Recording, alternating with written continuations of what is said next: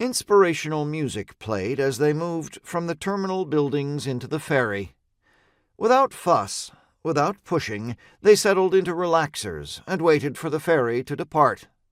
52 of them took their places, the sexes about equally balanced. Their clothes were so similar in cut and so subdued in color and material as to resemble a uniform. Their hair, whether male or female, was trimmed to approximately the same length. Their faces were all bland, even blank. They sat without restlessness. They were the elite of the system, allowed to vacation on the classified planet of Lysenka II. The ferry rose silently, dead on time.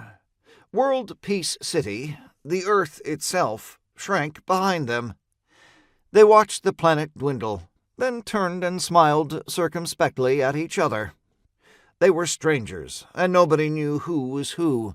Even among the elite, there were many power grades.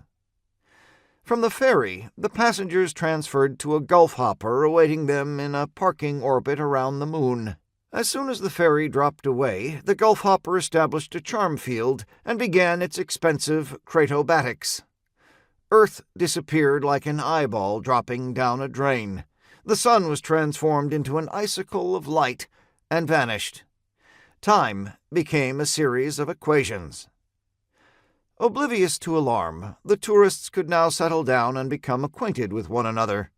The distance from the solar system to the Lysenka system was 50.2 light-years, in ordinary space terms, so passengers had 40 hours on the transference from system to system in which to indulge in social intercourse or related activities.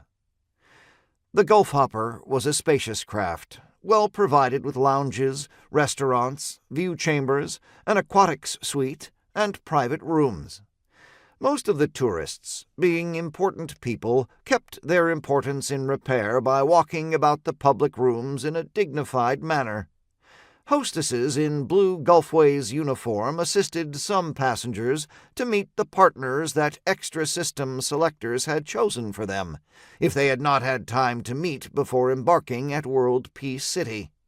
One of the smiling hostesses introduced two tall people, a man and a woman, who briefly touched fingertips and then stood regarding each other.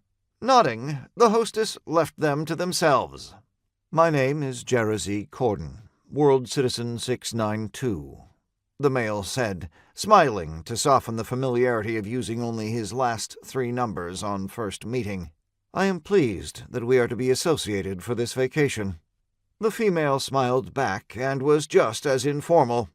"I'm World Citizen 194, Millia Sajayak, and I'm pleased that the selector picked you, utopianist Corden, since I know that we are going to be compatible."